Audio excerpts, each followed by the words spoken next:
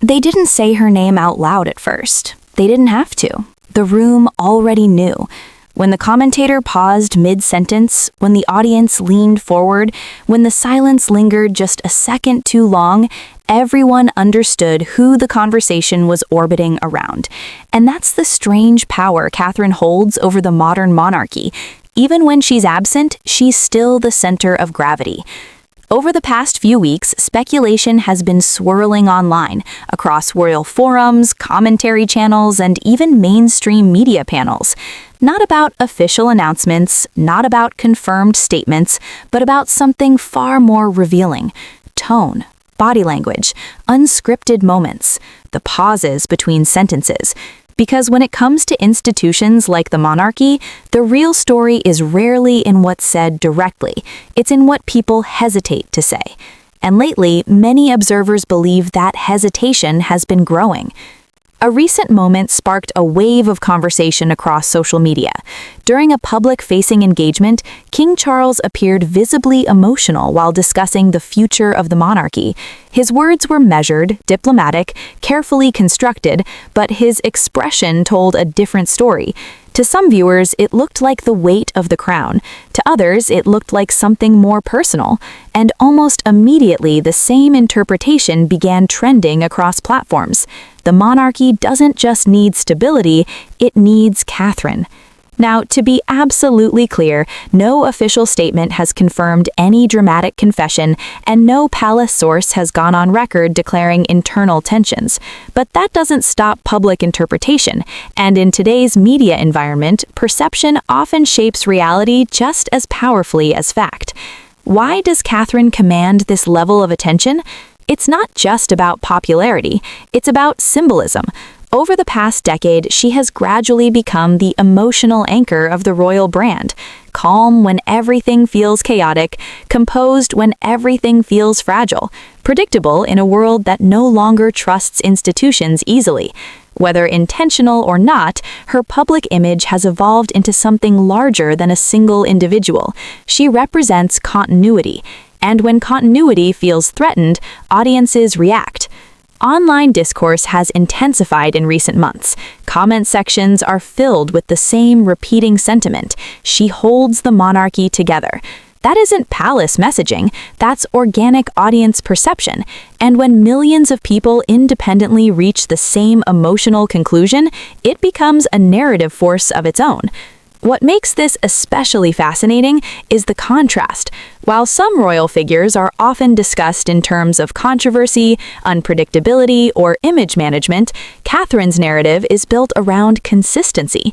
She rarely oversteps, she rarely explains herself, she rarely reacts. And paradoxically, that restraint has built more trust than any strategic campaign ever could.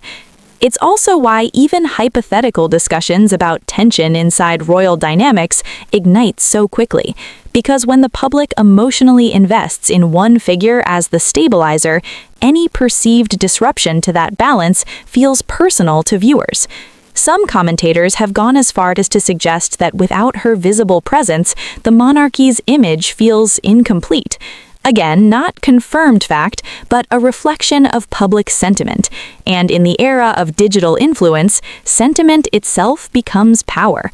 This is no longer just about royal news, it's about storytelling psychology. Audiences are no longer consuming events, they're constructing narratives. They're assigning roles: the pillar, the wild card, the traditionalist, the disruptor. And within that collective story, Catherine's role has become increasingly central, which raises the question many are now quietly asking: if perception is this powerful, what happens when the public believes one person matters more than the institution itself? The most interesting part of this evolving narrative isn't what's being said on palace balconies or written in official press releases. It's what's happening in the cultural undercurrent. You can see it in the reaction videos, you can hear it in panel discussions, you can read it in the subtle shift of language used by longtime royal watchers. The conversation has changed, not dramatically, not loudly, but noticeably. There was a time when public fascination centered on tradition itself, the crown, the ceremonies, the history, the institution. But over time, focus has migrated away from the abstract idea of monarchy and toward the individuals who embody it. And among all those individuals, Catherine's image has quietly risen to a unique position, not the most controversial, not the most outspoken, but arguably the most emotionally trusted. Trust is difficult to measure, but easy to observe. Look at how audiences respond when her name appears in headlines compared to when other royal figures are mentioned. The tone shifts. Comment sections soften. Even critics tend to temper their language. That doesn't happen by accident. It happens when a public figure has spent years cultivating consistency rather than spectacle. And consistency, in the age of constant outrage, has become rare currency. What's especially compelling is how this perception developed almost organically. There was no single defining scandal, no dramatic breakthrough moment, no viral controversy that elevated Catherine's standing. Instead, her public image was built slowly through repeated exposure to the same traits: patience, restraint, composure, predictability. The very qualities that would be considered boring in celebrity culture have become her greatest strength in royal culture. Some observers argue that this is precisely why speculation about emotional moments from King Charles resonates so deeply. When people believe one figure is holding emotional weight for an entire institution, they begin interpreting every interaction through that lens. A glance becomes meaningful, a pause becomes symbolic, a phrase becomes a message. This doesn't mean those interpretations are accurate, but it does mean they are powerful. Social media has transformed royal commentary into a participatory experience. Audiences are no longer passive viewers of pageantry. They are active narrators, editing footage, replaying clips, constructing timelines, comparing expressions, and building theories. And the more emotionally invested they become, the more real those narratives feel, regardless of official confirmation. In this environment, silence speaks louder than statements. When the palace declines to comment, speculation grows.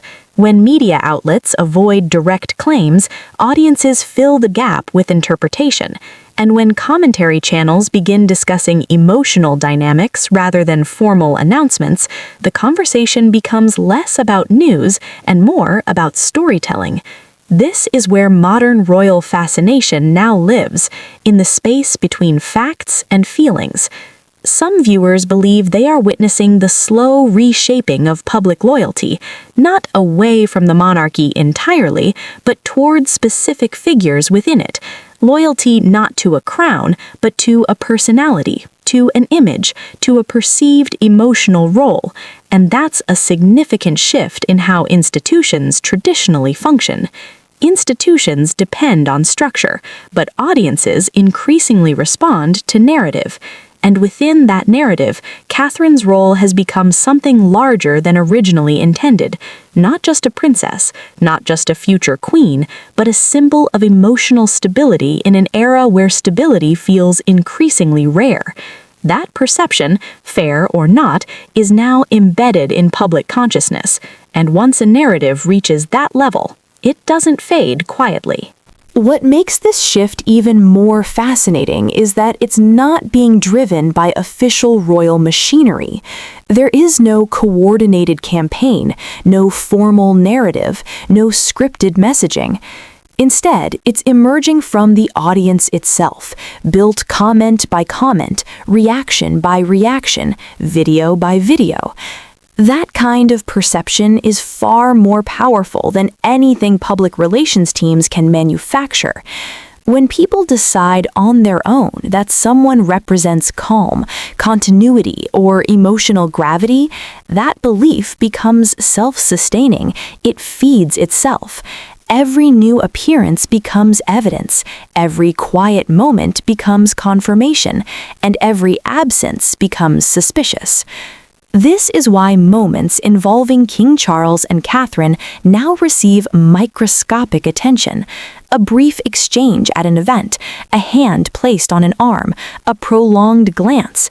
These moments are dissected, replayed, interpreted, not because they are necessarily extraordinary, but because audiences have already assigned meaning to the relationship. They're watching not for protocol, but for emotion. And once viewers start watching for emotion, everything looks emotional. Media outlets have adapted quickly to this shift. Headlines increasingly focus less on policy or ceremony and more on tone, emotional, strained, supportive, tense, revealing. The monarchy, once covered like a political institution, is now covered like a long-running drama series, every episode analyzed, every character arc debated. This is the environment in which rumors thrive, not necessarily because they're true, but because they feel believable within the story audiences think they're watching. If the public already believes Catherine is the emotional anchor, then any suggestion that King Charles relies on her becomes instantly compelling. It fits the narrative they've already accepted. And narratives, once accepted, are incredibly difficult to dislodge. What's more, this phenomenon isn't limited to fans. Even critics are engaging in the same narrative building. They may challenge the conclusions, but they still frame their arguments within the same emotional lens. They still discuss relationships, dynamics, psychological undertones. The frame has shifted permanently. Royal coverage is no longer about what happened. It's about what it means. That's a profound transformation. Historically, monarchies survived by controlling distance. Mystery created authority. Silence preserved dignity. But today, silence creates speculation. Distance creates distrust. Mystery becomes interpreted rather than respected. So the institution finds itself trapped in a paradox. Reveal too much and you lose mystique. Reveal too little and the public writes the story for you. And increasingly, the public is writing a version where Catherine occupies the emotional center. Whether that's fair, intentional, or accurate almost becomes irrelevant, because perception, once established at scale, becomes its own form of reality. And the palace, famously slow to react, now appears to be struggling to keep pace with a narrative it didn't initiate, but can no longer control. What complicates this even further is that the monarchy doesn't operate in a vacuum.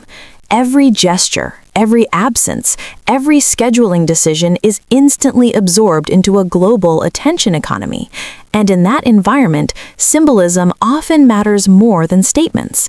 When Catherine appears, the public relaxes, engagement metrics rise, comment sections soften, sentiment improves. When she disappears, anxiety creeps in, speculation surges, narratives fracture. That isn't coincidence, that's audience conditioning. Over time, the public has subconsciously associated her presence with stability, with restraint, with continuity. She has become, in the collective mind, the emotional constant and an institution known for emotional distance. And once someone becomes that symbol, expectations multiply. People don't simply want her to be present, they want her to reassure, to soften tensions, to unify optics, to anchor the narrative. That's an impossible burden for any individual, but it's one that audiences continue to project onto her regardless. This is where the dynamic around King Charles becomes especially sensitive. As monarch, he occupies the position of authority, but emotionally, the public doesn't respond to authority the way it once did. They respond to perceived sincerity, to vulnerability, to relational cues. And in recent appearances, those cues are being interpreted in ways the palace may not have anticipated. Long pauses in conversation, subtle shifts in body language, moments of visible attentiveness.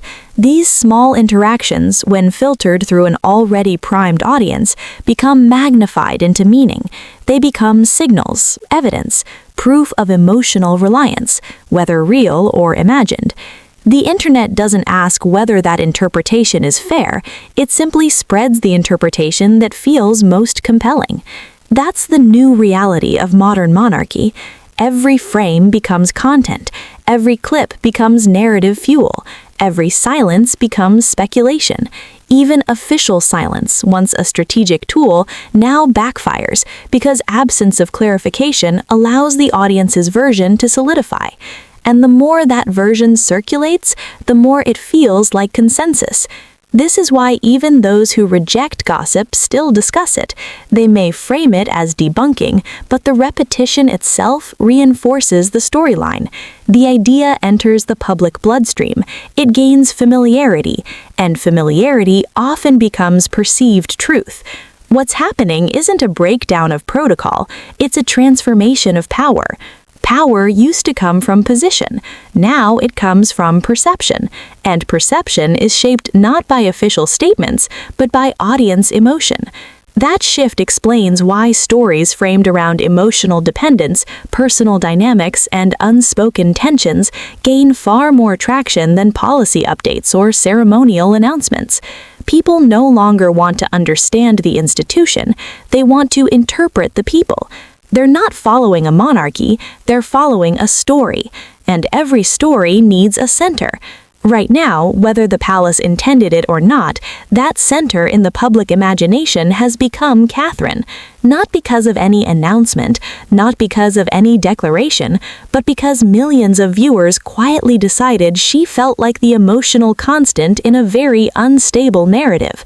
And once that belief takes hold at scale, reversing it becomes nearly impossible. The most revealing aspect of this entire situation isn't what has been said publicly, it's what hasn't been corrected privately.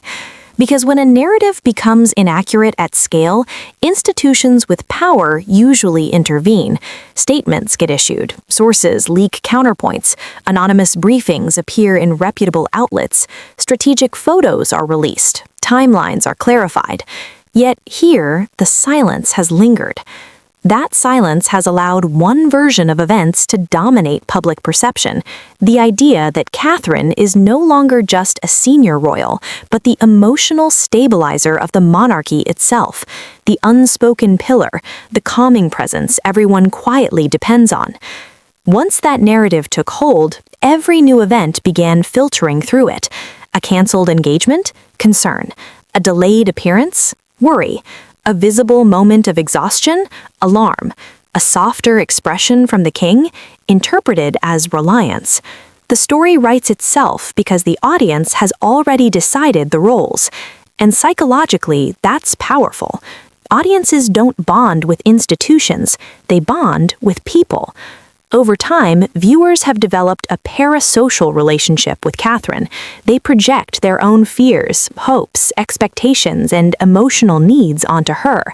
They don't just see her as a royal, they see her as the reasonable one, the grounded one, the one who feels safe in a world that feels increasingly chaotic.